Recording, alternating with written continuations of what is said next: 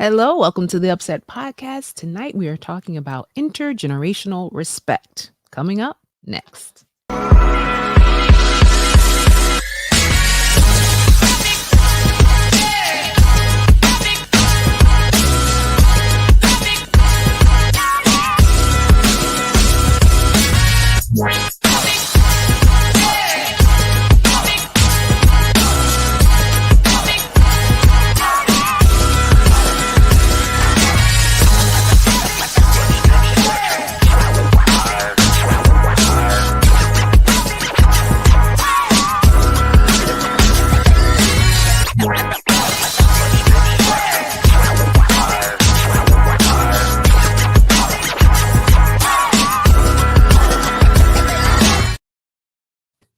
Hey, once again, welcome back to the Upset Podcast. We are so happy that you tuned in this Sunday.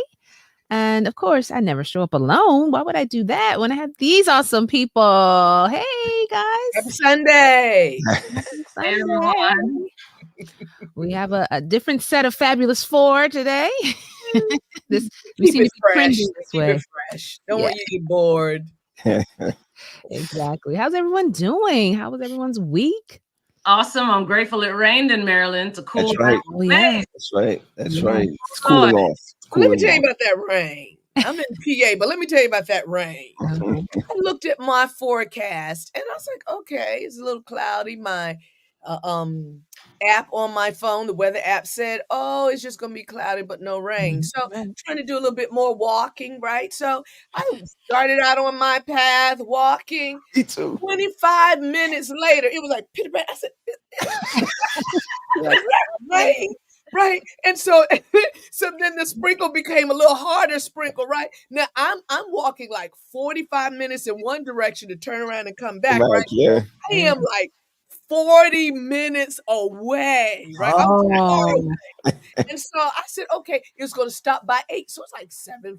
It's okay. It's not too bad of a heavier sprinkle. I just wait. And then the blackness of black. I said, Jesus, it's like Noah was going in the ark. And I said, that rain came down so hard. I was drenched. I couldn't see to walk. Oh, I used to try to do the I right was soaked. And I was like, the reliability of this weather app is Listen, terrible. there shall be showers of blessings. You're all right. You're all right. But then I had to walk under trees, Pat, and then it was thundering. Yeah, you thought I'm gonna get struck. Oh my. Yeah. You were in an ordeal. Yeah. That was an ordeal. That's what you call a prayer walk, because I was praying hard. Yeah, I'm hoping my grass will turn green again. I'm tired of this hay-like stuff out here in the yard. Yeah. Get some greenery in here.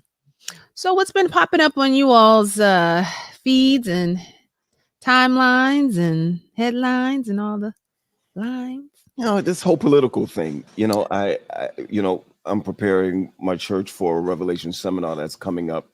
Even though I'm not doing it, you still want to be, up to speed on the dates and, the different eschatology stuff. And now I'm looking at this whole political thing and I'm saying, this is for real. Oh, yeah.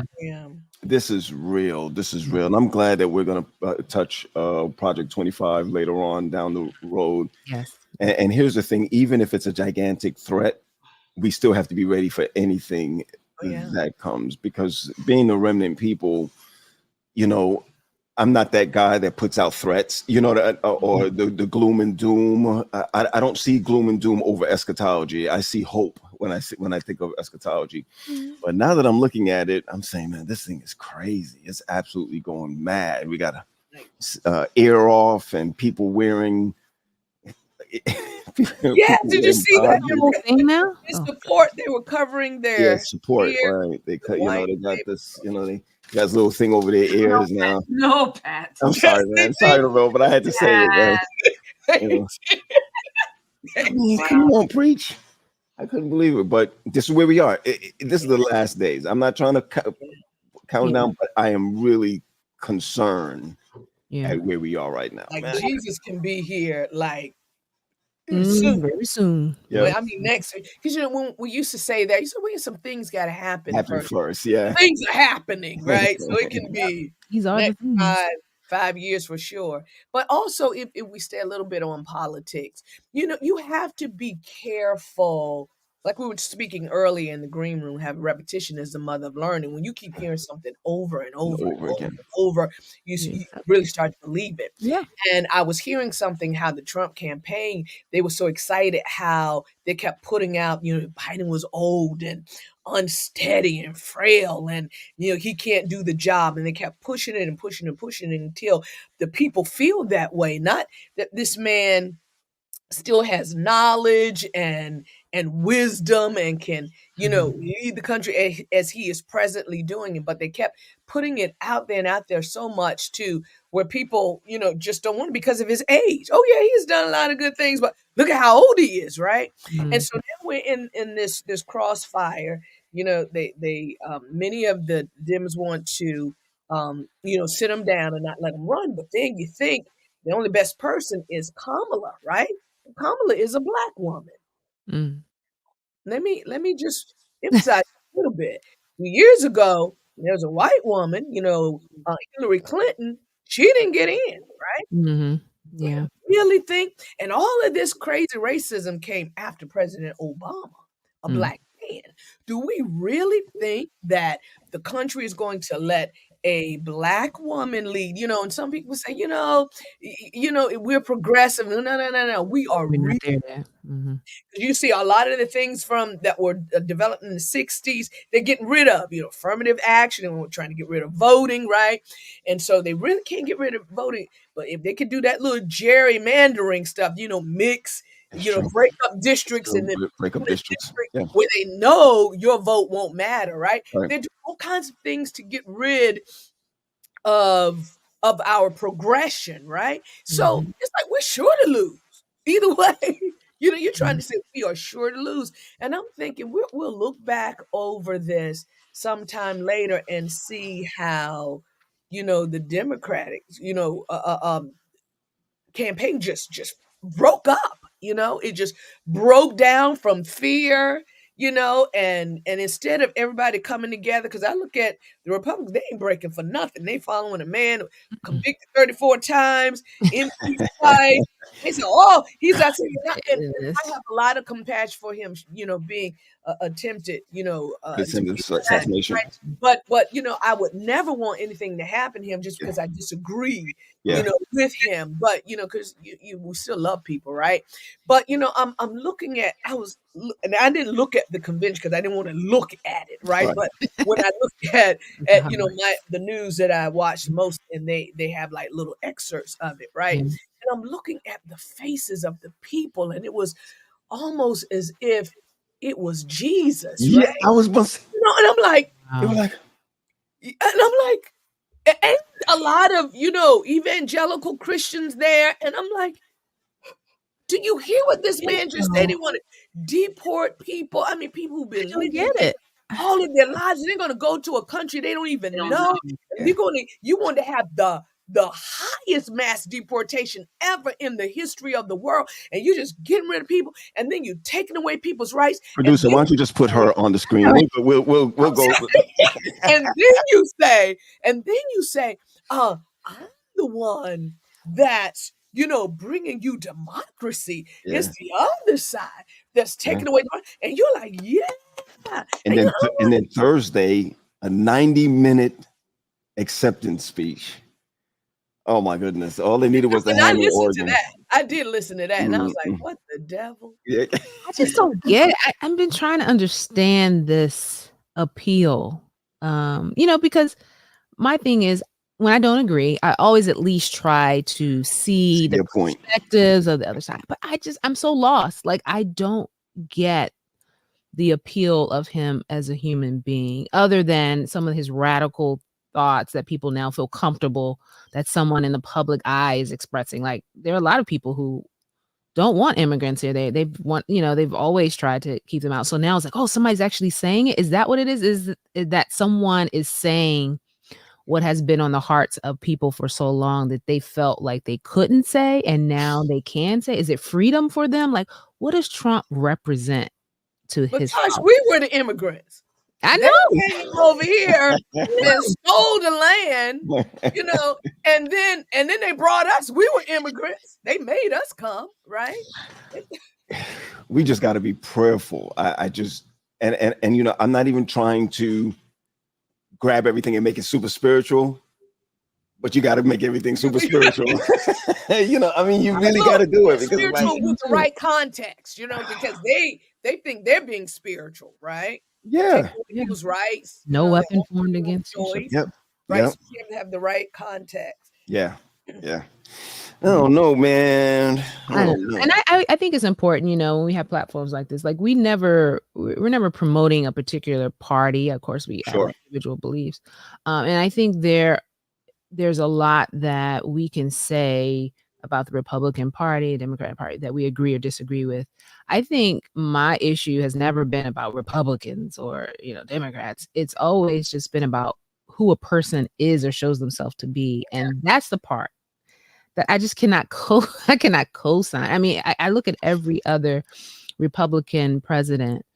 I look at the Bushes, and I mean, there was still always a level of respect have for them, even though I may not have agreed with, because you saw something, and I'm struggling with seeing that with him, and that's good. Yeah, it's just their policies. We're talking about their policies, and when you look, it's really about the money. You have the Holy Spirit. Keep struggling. I don't see anything right in any of those things, but again, I'm trying to keep a sane mentality towards this. I'm with you at that. Sometimes I look at it and I say, what can anyone see good? When I would look at the RNC, and I'll flip back and forth to it to just kind of look at it, and I don't even look at black and white as much as I look at wrong or right. Mm-hmm. And it's just amazing. I guess we could all commit a felony and still be president. No, you can't. Several. You can't. He can't. But you be in jail. You be in jail. You can't. So Pat, you would be deported.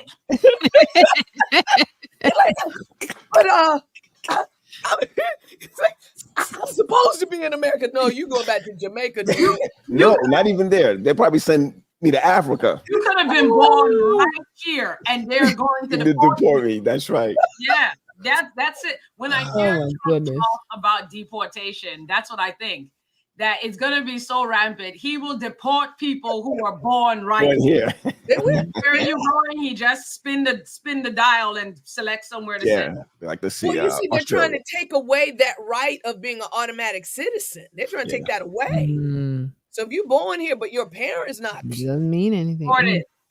Just check out Project 25. It's a 900-pager, but you can search through it. I've been searching through it to kind of look at. Sometimes you could take out keywords and just kind of find different things. It's something that has been discussed all the years that I've been growing up. We've heard it throughout the 80s, and now to say, okay, we are actually here. Yeah. If it even happens, the point about it is that whether win or lose, the agenda is out there.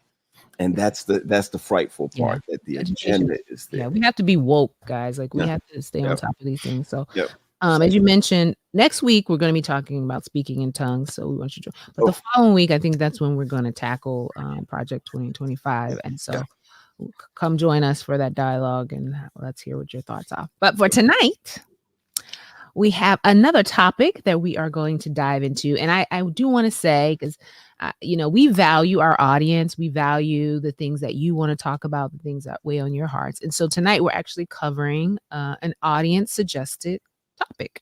So Marlena, let's share with the people what we're talking about this evening. Great to see you, fam. I just feel even more enlightened after I met so many of you during camp meeting. I really enjoy coming on because I feel like I see your faces when I'm speaking. So good evening to everyone. We're talking about intergenerational respect. I did have someone to request this topic due to an experience that they had. And I think it's well founded because we have multiple generations in our families, in our church families, in our work settings. And it's really important to understand one another and to have respect for our generations. Sometimes when things are different, they are perceived as wrong or incorrect or unlearned. But each generation brings a wealth of knowledge.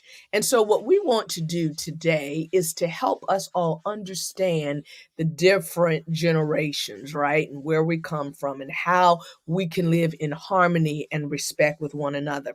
So, the first thing I want to do is talk a little bit about the different generations and help us understand. Now, I'm not an expert of it, but I do know a little something, and I read, from an article. So, I do want to share something with you. The first generation that we talk about, it might be your great grandparents, right? It's the greatest generation. That's what they're called, the GI generation. They were born 1901 and 1927. I know my grandmother would have been in this category. All right. They lived through the Great Depression and fought in World War II. And they contributed to a lot of the economical prosperity in American culture. And one thing that I really read about that it stuck out to me is like the millennials and Gen X, it came in a age of growth, right? In technology, because the telephones were just coming out, and radio and television. Prior generations didn't have that, so they were in a great enlightenment as well. All right, the next generation was the silent generation. They were born 1928 to 1945. All right. They were small in number due to low birth rates in the 20s and the 30s. And they were generally raised as kids to be seen and not heard. I know my grandma's children should be seen and not heard, right? You sit in a room, you sit down, you say nothing, right? And so and hence that's why they get the name the silent generation. All right. They were opposed to the Korean and the Vietnam's war. They were largely better educated than their parents. All right. They longed for secure jobs. And so they were hard workers. The next generation is the baby boomers.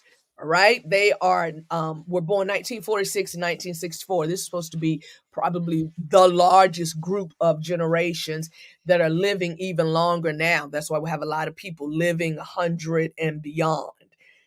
The baby boomers followed the Second World War. All right. And it says there are 76 million baby boomers. They are known for their post-World War II optimism. Baby boomers were largely shaped by the Cold War, Vietnam War, civil rights, hippo, and yuppie movements, right? Boomers generally value interpersonal communication.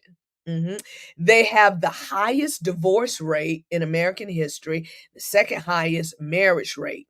Boomers are regarded as driven, especially financially, to the point often being criticized as being greedy. All right. They live to work. And that's what they're really famous for. And also they were known to have Social Security and Medicare. That's would be their support when they got to that age.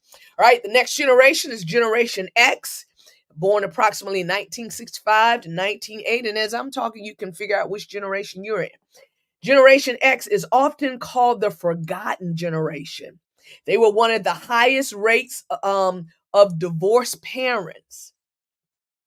Gen Xers are more focused on work-life balance than being workaholics like their parents, the boomers, okay?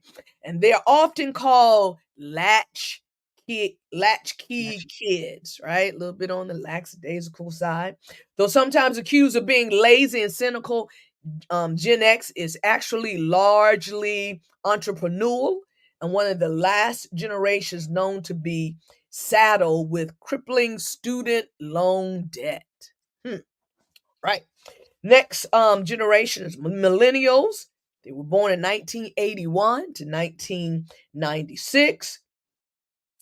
And they have been called out for technology addiction and alleged narcissism. All right. Generation Y lived through two major recessions, countless mass shootings, racial and civil unrest, 9/11, the two longest wars in American history, Iraq and Afghanistan, the pandemic. They've gone through a lot. The time called millennials, often bratty, labeling them as the me generation. They're most likely to suffer from and seek help for mental illness and disorders like depression and anxiety. Millennials are the first generation to have higher rates of both unemployment and student loan debt than any preceding generations. Millennials are apprehensive about home ownership owing to a lot of financial stability and have largely delayed marriage and children for the same reason. I'm sorry, lack of financial stability. That's why you hear a lot of people aren't getting married as they used to because they don't want to. All right, Gen Zs are truly the digital native generation, with many receiving their first phone before 11 years old. More social media savvy than their millennial peers. Gen Zs are more aware of social justice and political issues than many of their older generations. That's why you see them march so much. And it's largely due to their heavy social media use. All right. Gen Zs possess a great deal of emotional intelligence compared to elder generations at the same age during their time. All right. Then we last have Generation Alpha. Oh, Generation Z. I didn't give you their age. 1997 to 2009. My kid is in this. My children. Generation Alpha. Born 2010 through 2024. That's up to them. 2010 to 2024.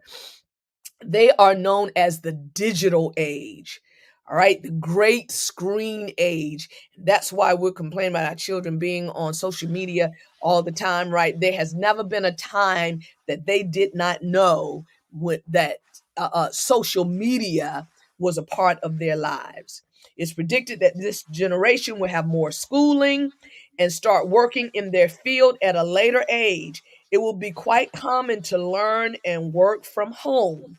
They will likely progress much faster than generations before. They are the digital age, quick learners, right? Quick learning, right? And that's why in church as pastors, people thought children should be baptized at 12. At 12, they barely have interest in Jesus. They come to me sometimes 7 and 8, Pastor, I want to be baptized, right? And I said, well, tell me what you know about Jesus. They can tell me stuff just like that. I says, okay, let's talk to your mama. We talk to their parents, so let's get them on the baptism list, right? Before it was perceived that children were not wise enough, where our children are very, very wise now. Now that you know a little bit about the various generations, there are differences in how we perceive things, how we get along. There are differences. And oftentimes the differences include ideas, right? How we think about things, our music, the type of music we like, our worship, how we worship, right? How we raise children. Oftentimes I say I'm old school, right? There's new schooling, of how you raise children, how you believe in your family living, how the couples, interact with each other. Our work ethic, as I just read, some, have a strong work ethic, while some say, I just should be relaxed in my field, right? How we handle finances, right? Some people saved a lot, some people spend a lot, right? So there are various differences. How do we get along? Let's talk a little bit about harmony and how harmony can bridge the gaps. I read in this article, it's called Care, Connecting Generations, Bridging the Gap for Intergenerational Harmony. And it says intergenerational harmony is more than just coexistence between different age groups. It involves creating a meaningful and respectful connection that transitions generational boundaries. It is about recognizing the value and contributions of each generation and actively seeking ways to bridge the gap between them. Gives us several ways of bringing about harmony. The first aspect I want to talk about is understanding that each generation brings unique perspective, experiences, and strengths. In other words, older people bring a lot of wisdom and knowledge through their life's experiences. Then the younger people can bring fresh ideas, innovation, new things, deep understanding of emerging technologies. The challenge is bringing those things together. And when you do, you have social success. So, first thing we want to do is understand our differences and that we can really teach each other. Second perspective is to have empathy and respect for our experiences and our challenges. Mhm. So we have older people in our families, in our work settings, in our churches, right? We have to understand that a lot of times elderly people suffer from loneliness, health concerns, and trying to understand, this world that is constantly changing before them. While younger people, have pressures from academic and career aspirations, social expectations, and really just finding their place in the world. So, how can we bridge, a space for understanding and supporting each other? Mhm. So that is having empathy and respect. All right. The third aspect is to have effective communication and active listening. Hmm. How many times I know at church, right? It is that way is the only way, right? And Mhm. so we have to be able to talk with one another and listen. Let's understand each other, right? Understand our various groups and understand that though they're different, we don't demonize them. We don't say, oh, you're just more sinful. They're just different. Our music, I'm saying our because I will always think that I'm young. I'm getting close to 111. We feel we feel that our music is still the best, right? Like, I was a kid in the 70s and the 80s, and the gospel music was off the chain then, right? And then I Mhm. hear some of this, it ain't my kind of music, right? But I'm not demonizing their music, right? It's just different. And so we have to be able to hear each other and listen to each other. And when you share your perspectives and your concerns, it brings growth to the community. So I talked about understanding their unique perspective, experiences, and strengths. Talked about having empathy and respect for each other. I talked about having effective communication and good listening skills. And besides, good listening is listening. It's not interrupting.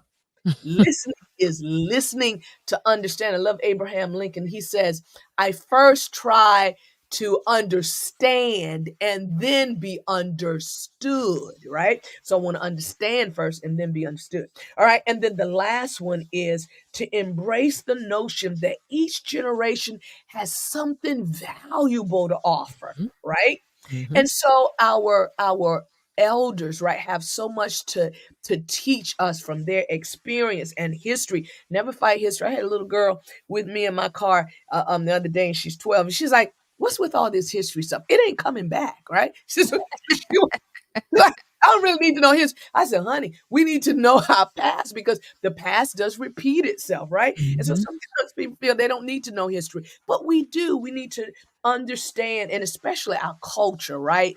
And the stories behind our culture, so that we don't want to forget that. But we also to want to understand the newness, and where life is going and where our young people are, our children, our grandchildren, our great grandchildren, and understand that. So that those are the perspectives aspects that we can use to communicate. That there are benefits in connecting with each other. One, we have wisdom and we learn from others' experiences. Sometimes I hear young people say, just let me learn on my own, right? Well, if we practice active listening, we can actually learn from each other, right? Also know that there are fresh perspectives and innovation that comes along. We don't know everything. We know, certain things, but other people can come along. I remember me and my son, one of my sons, and he thought, he was smarter than me because he knew, he knew technology, right? And so then I had to whip out my experience, to show him, and all my degrees, right? To show him, kid, I got knowledge, right? And so, but I could learn from him, right? Especially when I said, well, look, I'm terrible with troubleshooting with my computer. I said, how do I get from here to here? Right. So we learn from each other and learn that they also have knowledge that we must respect. And then there is mutual learning and growth, as I spoke before. And it strengthens our communities when we come together because now society is better. We have history, we have experience, we have newness, we have innovation, as we all come together. And then there is that legacy building when we get to talk about our stories and our cultural traditions and to understand our values. How did we get here, right? And I have to help people to understand, y'all stay with me now, how we dress when we come to church. I know y'all not too happy about this. That's more cultural, differences. It's not sin. Mm. Oh, don't let me preach this evening. It's not cultural differences, right? And so, and listen, people can still go to heaven, from what they were at church, right? So when we look at our stories and our values, right, to us, especially as a Black culture, we always believe we dress nice. And it's like, look, I dress just like you. I don't have an issue with that, right? But understand when our younger generations come in, we say they're just not taught. Well, yeah, they're taught, right? But they want to do their thing. Let the young people come, right? So it's understanding our differences. Now, the last thing I'm going to talk about is how can we bridge these gaps?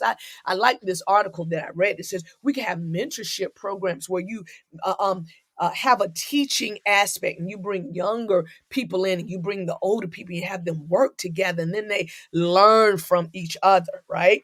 And then there are intergenerational learning opportunities where you can sit down, especially when it comes to digital things, have the younger people teach the older. If they're older people that know how, you still mix it together. You also do your storytelling, right? And there's stories that young people can tell that the stuff that they face today, we never face. We don't know what it's like to live in a society where you have to duck all the time and walk around and know where your exits are. When I go in Walmart, I'm gonna say, how am I gonna get out of here? You think of, in case somebody come in shooting, right? We don't know what it's like. Well, to them, now it's normal to be in environments like that, right? And so it's important to blend the generations, right? And have respect for one another. Where the Bible talks about in Titus chapter 2, that and starting at verse 4, that the older women are to teach the younger women to love their husbands and children. So there's that teaching aspect again. Verse 5 says they are to teach them to think before they act, to be pure, to be workers at home, to be kind, and to obey their own husbands. In this way, the word of God is honored. Then also teach young men to be wise, and in all things show them how to live by their life and by right teaching. And the Bible says the older should teach the younger. I want to ask my colleagues this morning, because we're talking about intergenerational respect. Even though they are to teach, how can they be respectful of younger generations that have their own way of living Yet they want to show respect to their elders, but maybe sometimes feel that they don't have the right to do things their way. What do you have to say about that? How can we mesh our differences as the older teach the younger? Well, Sister Talaferro, what I think we can go right to. He is my friend, as we can go right to the outro here. You guys, I mean, come on. You got. Thank you, though. Thank you. And I think all of us, and I'm asking those who are listening now, just put it in the chat. You know, I'm a Gen Xer. You know, just put in the chat who, you know, which generation you fall under. But it was awesome. Now that I cut you off because not being an active listener, you can ask that question again. I heard the question. I heard your question. All right, go ahead. And I think what I was taking away from what you were sharing is the fact that we are different. I think if we start with that baseline that we are different, our context for the way we think is different. You know, and different doesn't mean wrong. I think as we go on throughout life, there should be some improvements. There should be some changes. Everything should not stay the same. And so as we're interacting with different generations, I mean, I had to learn this as a mother to my own children. I mean, as I was listening to your breakdown, I'm a Gen X mom with an alpha and I was supposed to say an omega. No, alpha and what's the one for alpha Z? Jesus is with you. I like that. Jesus is in you. I like that. Yeah. And we worship you. No, but when I listen to the descriptions that you're reading about them, I understand them so much more in terms of their content. Like I used, for instance, take something a simple example. My youngest daughter, who is alpha, you know, they grew up in this digital age. They don't know a time when there was not technology. I used to have a real issue with her not wanting me to take pictures of her. Like, Mom, no. I didn't understand it. I'm like, you know, this is a great opportunity. You take pictures, you post them, you have them for a lifetime. And I realized as I listened to the description, for them, pictures and posting on social media is their world. Okay. So if they're not comfortable with the photo or how it represents them, or if it doesn't align with how they want to be presented to the world, it's a real issue. It took me we would really have fights about this. Like when I say fights, disagreements about this. And one day she said to me, Mom, why can't you just accept the fact that I'm uncomfortable with that? Wow. Wow. So you didn't punish her for asking?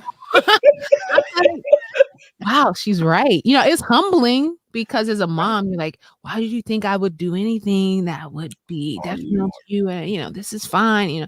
And I had to realize that as much as I felt a way about something, I had to learn to respect how she felt about something. And I think that is really what this whole discussion is about. Just because I have a feeling about something doesn't mean I need to impose that feeling on someone else who's of a different generation, different mindset, different, landscape of what life is like for them. And, there are so many differences as we're talking about, but all the generations intersect. Because as Marlena was sharing about a certain generation growing up only knowing certain things, I thought to myself, every generation had a season like that. For example, in high school alone, for me, there was 9/11 and the DC sniper, right? Yeah. And so the other day I was describing to my niece, my nephew, and their friend, who are between the ages of 9 and 12, what that season was like. I'm describing to them what it was like to pump gas, and then you lean the car seat back and you wait for the gas to finish, and then you come back out the car, you get the pump, you hurry up, you look around. I was like, that was the DC sniper. Yep. Also, DC sniper was standing at the bus stop, but you're not standing. You're moving around the whole time. You're moving. Moving. It's like there's music playing in your head and you're just moving. And they were like, what? And it was almost like it was amazing to them, but terrifying at the same time that all of this can happen. And so when COVID season began And there was this big thing about, oh, the children in the mask and they feel suppressed and, you know, their socialization. I said, their socialization? What about mine? I said, we all had something. An intersection, even though it was at different periods. COVID, kiddos starting, you know, my nephew started kindergarten on Zoom, you know, and so I get it. There was a difference in how you had to enter life. I said, trust me, there was a difference in how I had to stand at the bus stop, a difference how we had to put gas, a difference how we went to the airport. That's right, the airport. 9/11. Yep. Everything. Yeah. Some type of way. And every generation had something that affected them socially and mentally. And so the opportunity to share with the younger generation and the younger generation to share with an older generation can help everyone's perspectives come together to say, you know what? We may have lived certain ages in different time periods, but guess what? It all intersects and we can help each other cope through all of these things if we'll listen to understand as opposed to simply listening to just respond. Very good. Very good. I think one of the things you pointed out too, Marlena, that I really appreciated was the impact of listening on both parties. It doesn't just go one way, because a lot of times we'll tell young people, just listen to what they have to say. But we don't always encourage the older to listen to what younger people have to say, because what we'll find out is that they do have an understanding of why they feel the way they do. They may, in some cases, have trouble expressing it because of the way we're like, what, tell me, but they've really thought out a lot of times the way they feel about certain things. And so when you take the time to hear them out and hear where they're coming from and not judge it like, oh no, that's foolishness. How could you think that way? That's when we can create those dialogues that you were talking about, where we can create understanding on both parts, because then they get to hear why you have that perspective, and then you get to hear why they have that perspective, and find some way to reach a point where you can agree on this and agree to disagree on other parts. That's okay. Like, there's a way for that to coexist without there being tension. I think we need to recognize that more often. But when I look at the generational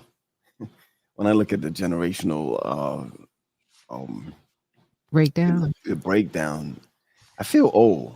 You know, I feel old because I mean, and I'm older than you, so I'm with you, buddy. But I do realize that there needs to be some type of harmony, and what ends up happening with that is that there needs to be some type of respect for whatever transitions that they're going through. I mean, you look at, when you think about the youth, you can't just say the youth anymore, because there are at least 2 or 3 generations in youth that they're just different. There's so much we can learn from, and I should say from baby boomers, or those who are even in the silent age. You know what I notice? That those who are in the silent age, and I could speak especially from my congregation, that they're not bothered by those little things anymore. It's not the things that they used to stand up for as being principle. They're not really fighting over those things anymore. Those are the ones who are actually saying, "Oh, the young people are coming to church. Now, okay, we're grateful that they're coming to church." I'm not saying their principle have moved, but it's the way that they have done things that are just totally different now. And even when I look at certain things that our children are wearing, or what they're watching, or I need to be able to respect their thought process the same way I expect the other generation to understand what our process is. And I think that's one of the most important pieces of it. If you could sit down and listen, then you'd be able to learn something. If you could just sit down and listen. One of the problems is that we feel that we're brighter and better than the next generation. And the truth is, we're not. When I see a 4-year-old pick up an iPad and start and start to teach their grandparents how to download apps and they know the weather before they're dressing for the weather before, because it's all there. There's some there's some difficulty though. Let's look at the other side of it. This is the time when baby boomers are retiring, right? And so there is a mental gap. Something happens when someone leaves something that they love, or so there is a bit of pull and tug that happens because they're in a retirement age now, right? And then the Gen Xers are looking how to retire or when to retire, or they don't mind retiring early. They don't mind getting out of this thing early. Where our parents, they'll walk into a building for 30 years straight and have no problem same building, walking in and out, in and out. And we get restless after 5-6 years of walking into the same building. But the principle of work is still there. It's what's different is how we look at certain things. So when I think about what you've been talking about, we have to learn how to understand each other. And we have to learn how to sit back and say, okay, I get what they're going through. I understand what it is that I understand. At least respect what they're going through. And I think that it'll be easier that way. So I have a question, guys, because what we're saying is so valid. How, with this understanding of the various generations, how can we make church better by understanding the difference in our generations and how we think and our differences in our worship and the music? How can we make church better? I think you touched on it a little bit when you were talking about having that dialogue and the mentorship. I see church as a great opportunity for mentoring. I see more and more of our churches who are inviting young people to be part of the deaconess board, a deacon, a youth elder, and they are paired up with another seasoned member, and they are learning, but they're also given the opportunity to suggest room for improvement. And I think that's where it needs to be mutual. So I'll show you how we do it.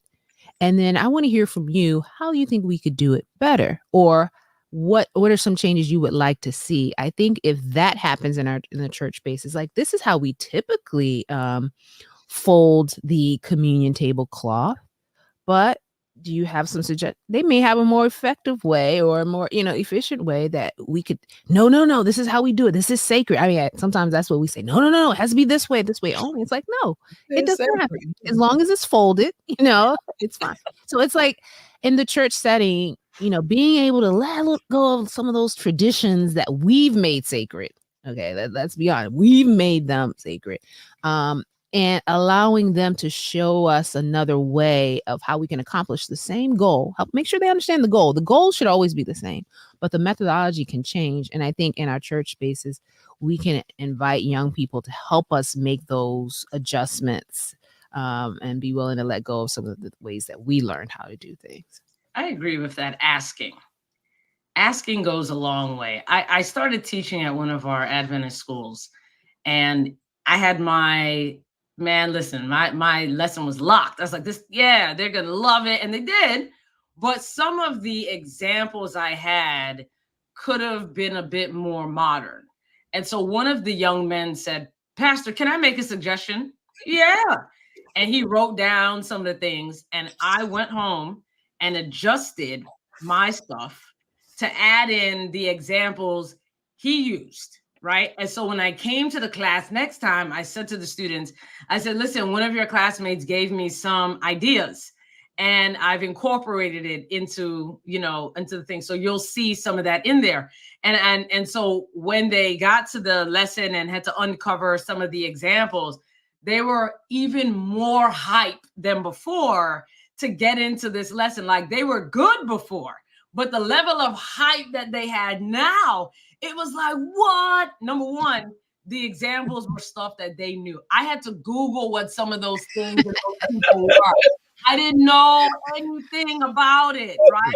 Yeah. But I was like, if this is going to help them connect deeper with what I'm teaching, I'm all for it. And so when I told them I had to look it up, they respect even more. Yes. That, wow, she didn't even know who this person was or what this example was, but she put it there anyway so that we could learn deeper. When we allow ourselves to hear and incorporate it, so the foundational stuff stays the same, right? Church foundation is the same, the gospel of Christ. But when we incorporate what other interests are and other methods to bring around the one foundation, the appreciation, the inclusiveness, which is a big word these days, is appreciated, that people will know they can come and talk to you and suggest. And even in a moment where you have to say, you know what, I hear what you're saying, but maybe we have to keep this and change this, to say, okay, Pastor, no problem, because they know that you must be making the best choice because you've taken the other examples. Yep. Amen. Very wow. Good. I love that. I love it. And you're asking for church, but it's also for home. Oh, yes. You know, There's so many different, ways of looking at things. My children are not children anymore, but they're in a different generation that some of the things that we looked at as traditionally correct, forget traditionally correct, just traditional, they just don't want to do anymore. It's not a part of what they consider new. Or I just feel that if I stress that I can't change, I cannot change, I think that's when we're going to start butting heads. We have to be able to learn something new. I just love a part of our educational creed that says, today I'm going to learn something new today. And it's okay to learn something new. It's okay to move into another direction, as long as we don't move the pillars of principle. If you start moving the principle, then everything else goes to waste. But one of the things that we could do is to hold the principles, but move around them. One of the things I've always talked about is there, in every home every house, you have supporting beams. And it's okay to paint the walls a different color or even put in new furniture. But there's certain things you can't move. You cannot move supporting beams, because if you move the supporting beams, everything is going to come tumbling down. So when I look at living with my grandmother at one time, and my mother at one time, and everybody living in the same community at one time, you're going to hear different things. But as long as the principle remains the same, so not just for the home not just for the house or the home, but also for the church, you can still keep the Sabbath, but do things differently. You can still you can still bring in certain music and still give God the highest praise. You understand what I'm saying? It doesn't mean that that just because it's not the way you did it, it's not the way. Listen, y'all remember back in the day, please don't tell my mama I said this on the big internet. Listen, you remember back in the day, right? So Friday night will come, everything turn off, TV is off, you have to put on your Christian radio station and that's it, And so I remember we would have like at the time, VHS, you would have like a little Christian VHS, some Christian movie or VeggieTales or whatever it was. And my sister now, we try to put the little Christian VHS. No, don't turn on the TV. And we're like, but wait, we promise you, it's the Christian. If it was our story hour on a VHS, that's what you could equate it to. And no, but now, walk into her house. And you have all the Christian channels now. On TV. Well, I think I hear the Christian TV on more than the radio. I can't remember the last time I heard the radio on, but every Christian TV channel, I said, TV's on in your house? But this is going to past point. Past point was the foundation is the same, isn't it? The pillar is what he said is the same. The beam is still in place with Sabbath and Christian atmosphere. And before, the understanding was please don't turn on that TV. But now it is, oh, turn it on. It's Novella, we used to cover the TV. Dude, you used to oh my goodness. Not just Out of sight, out of mind. Don't want you to that. They used to cover the TV and take the heat out the back of the TV. I heard about that. Oh my goodness.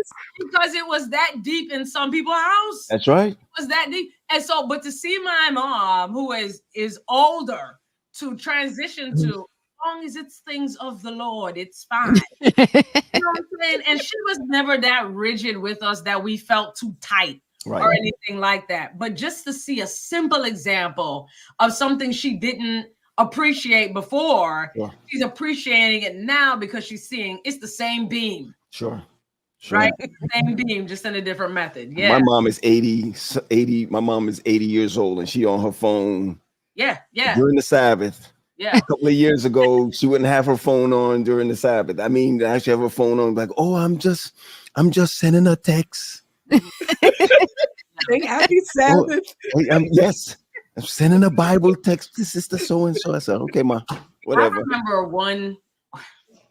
I remember this is one of the most precious moments I've ever had with my young people. One year, Pat had me doing the teen tent, and so at the time, I brought a bunch of the young people from the church I was at the time to do the music and help navigate the young people. And the sun was setting, the sky was orange and red. Oh, it's such a beautiful time. And we had gone to Five Below some days before and gotten some activities to include a Frisbee. And the young people were just tossing this Frisbee around gently with each other. I mean, it was almost like they were gliding, right? I'm videotaping it, recording it with my phone. And my heart is singing. It's like butterflies because it was so beautiful to see these young people enjoying each other under the orange sky, that sunset. It was one of the most beautiful Sabbath. Preach that thing about preach it. I'm with you. All of a sudden, I knew it was coming. All of a sudden, somebody goes up to one of the young people. You shouldn't be throwing the Frisbee on the Sabbath. Now, I got so upset. I mean, not like violent upset, but I was upset in my heart because my young people came all the way from Maryland and 10 days outside to navigate this whole teen tent. And they were throwing this Frisbee, not for sport. They weren't keeping score. They were enjoying the beauty of outside. And somebody came to reprimand them. And this takes you back to Pat's point about things that were done in the old way. You don't throw no ball. You don't throw no Frisbee. You don't this, you don't that. It's not like that anymore. Because why? We have a different appreciation for outside, different appreciation for spending time with each other. I mean, that was one of the most relaxing and beautiful moments I have had to date with my young people.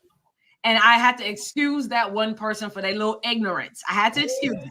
She mad now. Look at her. I had to excuse it. Because you know what the truth is? Something that they may have never done in their younger years, right? They may embrace now. But even with food, back in the day, people didn't warm up their food or whatever. Now you can't get people. I'm going to warm up my, listen. And we have Sabbath ovens now, right? The other day was if you go to certain hospitals now, they have a Sabbath elevators because they don't want to press the button on, so it's just, listen, I remember taking out your bike on the Sabbath was like a no-no. It's a no-no. Now listen, my niece and nephew, nope, you want to go to the scooter in the park? Yep. Let's go. Yeah. And so really it comes down to respect and responsible behavior. And to understand each other's plight. I mean, if I'm glad you went there, Pat. I want to ask this question because a lot of older generations will say, you must teach the children, you must teach them. And as you teach them, then they'll follow the right ways. And I use the scripture from Titus chapter 2 that talks about, the older women teaching the younger people. How can the younger people still have their boundaries, right? And the older people not feel disrespected in our differences, because you'll find a lot of older people feeling disrespecting when you don't follow my advice. And then the younger people are saying, what, you're not respecting my boundaries. This is how I feel when I do things, right? So you get that tug of war. We've been talking about harmony, right? You get that tug of war. But how? So in other words, should the older people feel disrespected when someone who you may have taught make a different decision than what you're suggesting? I don't feel like there should be a disrespected feeling. I think we have to realize that everyone wants to think and make their own choice. I think that everyone should listen. I should listen to younger should listen to me, vice versa, all of that mixed together.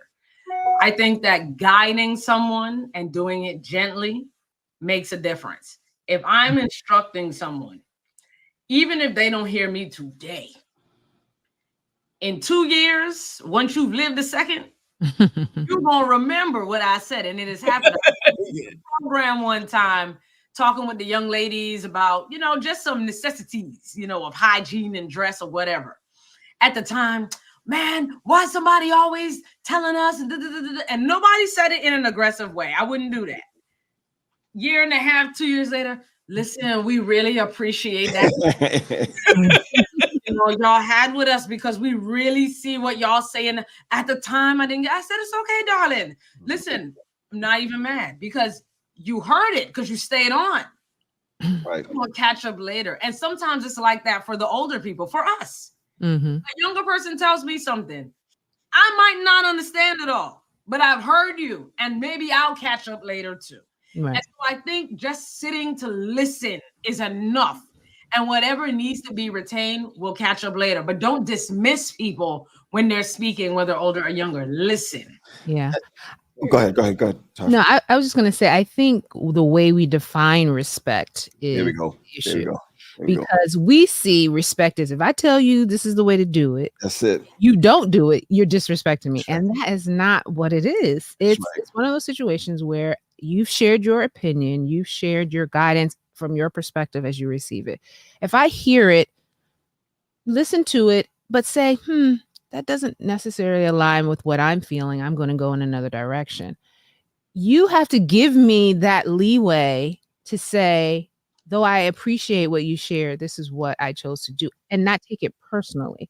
Respect is equivalent to obedience in terms of what I said you should do. And I think that's where sometimes older generations, we have to check ourselves, because I shared something, because I poured out my heart and my experience and someone did not listen, does not mean they're disrespecting me. It means that they chose another course, and that's okay. That's okay. I was going to say the exact same thing. They feel disrespected, but that's not what they're really feeling. Sometimes they're feeling as whether or not they're relevant. And they look at that word as they look at it and they can only come up with disrespect. Yes. But that's not really what it is. You understand what I'm saying? It's hard for us to be able to make certain changes. I even look at the way that I text my children now. Is you good? You know what I mean? Where I want to know more than you good. I want to know, I want to text out, hey, how you doing today? Do you need anything or whichever? They don't want to hear all that. Just send them you good and they'll know how to answer or whichever. There's certain things, working with young people. But you learned that by listening, Patty. Mm-hmm. Yeah. And here's the funny part. And no, the reason why you say it is because there's certain disciplines that I'm still going through. One of them in mental health is that you have to listen, not to respond. Yep. You have to listen to understand. And many times you sit to listen, it's a gut burning because you want to respond right away. And, even when, you're talking to when you're listening to someone, many of our, especially boomers, they already know the answer. So therefore, and by the way, we don't have time to get into each one because there's positive and negatives in each one of them. Absolutely. Right. So I don't want to even just say, okay, he's a baby boomer, so this is where we are. No, there's some great things as far as baby boomers can be the greatest mentors that we have for all the generations going down. And that's one of the things I think we're missing is how to mentor the next generation. You don't have to mentor the next generation below or above, whichever. You can go past it. That's why it's intergenerational, because you can go through each one of them. But we have to recognize that the world is changing. Mm-hmm. And we have to change with the world. And the only way that we can change with the world without moving the pillars is to be able to listen, but not listen to respond. But you said it earlier, Marlena, listen to understand or listen to be understood. Mm-hmm. And I think that is the key to it. And it's difficult if we're so used to having all the answers, or thinking that we have all the answers. That goes for pastors, that goes for elders, that goes for parents, that goes for grandparents. So we go spiritual, and we go church, we're also talking about home. Got to be able to sit down and listen. When we were growing up, we only heard what our parents told us to do, and you did exactly what they told you to do. Asking a question was considered disrespectful. Right. That's why the 2-year-olds, we hear the whys, right? Why? Or no. I'm sorry. 2-year-old is more no, right? And I think the more that we're able, I'm sorry, here's the key. We need to be responsible about listening. Yes. Mm-hmm. And we can be able to have the harmony that we need. Mm-hmm. And I think if we're responsible about listening, then we'll do what Pat did. We'll send a text that says, "You good? You good?" Because then we would have learned how to communicate with that generation or that person in a way that they're comfortable in responding, in communicating. You ask too many questions, you get no response. You ask something short, you get all the answer you need. Yeah. I don't know if you know Brandy. Brandy sent me a text message, WYA. And I had to be like, okay, Google. Okay. Yeah. What you doing? Where you at? Where you at? I really didn't know. Okay. WYA. And I was like, wait a minute, where am I at? I mean, what? And I wasn't ashamed, but I didn't like that I didn't know it right away. Mm-hmm. Yeah. Whereas I would have said, I would have said, man, you disrespectful. Just write out where you are. Where are you? With a question mark or whatever. And that's what we have to be careful of. Learn something new today. Right. And you don't have to be hip, because the next generation don't care about you being hip. They just want you to be able to understand who they are. Yes, I use the word hip. I ain't even embarrassed, man. Listen, at this point, I use my resources. What is this? They were like, all right, Navala, this is what this means. I'm not to go out nowhere being embarrassed. Even when we can go to that younger generation and find out what is this, they will have your back to make sure true. You don't go You're out. right. They really want to know. Yeah. You're right. Yeah, we know that you're gonna have to deal with this, so let us just tell you in advance. Thank you. Yeah, my children are looking crazy. It's true. They're not gonna make you go out looking crazy. It's true. WYA, what? I'm fine. Yeah, right. What is this? Now, one of the things, though, I know we're going to wrap up soon, but one of the things I picked up on when you were talking earlier, Marlena, is that each generation is a product of the previous generation. And so it's interesting how, because of what baby boomers experienced, the generation that followed, from the latchkey kids, one, you talked about the highest rate of divorce. Okay. So because there were a high rate of divorce of parents, that's going to impact the children who are, under the baby boomers. And because they may have been divorced, people are working outside of the home. Latchkey kids, that means that they were coming home, opening the doors for themselves or whatever. They were at home alone a lot. And because they were home alone a lot, that affected the next generation. So it's like we're all already interconnected. We're all a result of the previous generations ahead of us. And the people below us are that way because of us. Like we can't forget that.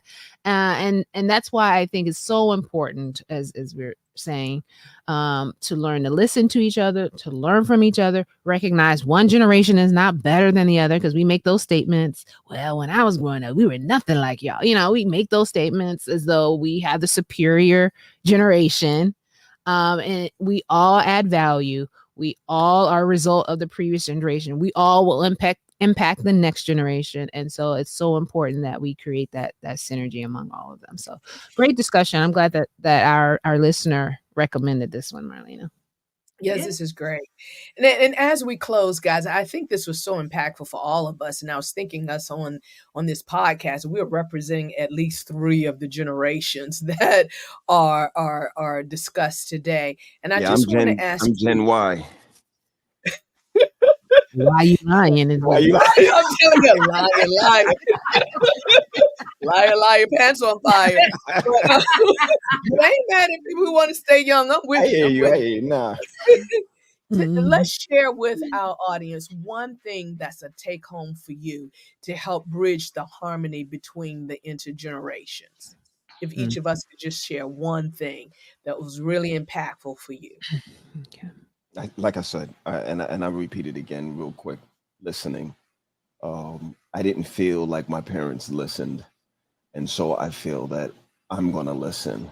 And so that's the one thing that I'll take away. I think if we listen more, not to respond, but to understand, that the harmony will be a whole lot better. Excellent. For me, that every age group intersects from the age group before and after. Mm-hmm. And so when we sit down to talk and to listen, there's so much to gain from the older and the younger if we would just sit down, listen, and enjoy each other's time. And then also the implementation of different or new ideas. But like Pat said, you just keep the pillar in place as long as the pillar is healthy, and that's what keeps it stable. But implement new ways and different things so that it can continue to be enjoyed by all. Mm-hmm. And I would add to that, along with the listening and everything else, is creating the dialogue. I think a lot of times we wait until someone's tossing a frisbee to feel like we want to engage in telling them what they should not be doing, but just engaging people from different generations just to learn, not having a motive behind it, not trying to make sure they're following what you want, but just as a general interest of getting to know someone else from a different perspective, from a different standpoint. I think when we create that dialogue, that's like the baseline for how we can continue to grow and respect one another. Mm-hmm. Well, I'm just very excited about this show, and I think that it's going to be beneficial for all of us. And if I just might add, as we close, let's continue to respect each other without thinking that one generation is more negative than the other. Let's work together. We can learn from each other. There's so much to learn as we come together and talk. We're all the people of God, right? So let's respect each other where they are. And as we teach, one another, just know that your job is just to teach. It is not to enforce or bully, but respect people where they are and their own decisions. And when we do that, we create a more positive society. Thanks so much for listening with us today. I'll turn it back into the hands of our host. Thanks, Sister Talia. You're doing that's good, Sister Talia. Yeah. Oh my goodness. Oh no. Once again, great discussion. Thank you so much, Marlena, for leading out and providing all that wonderful education for us. We hope you guys enjoyed. I hope you're chiming in the chat. We can't wait to see what you have to say about the conversation. We can't wait to be back next week. We'll be live next week, and we're going to be talking about speaking in tongues. So we want to know what you have to say about that subject. So make sure you come back here, same time, same place. This is where you'll find us. Thanks for watching, everybody. Have a great week. Blessed week, everyone. Later. Respect. Oops. All right. Bye.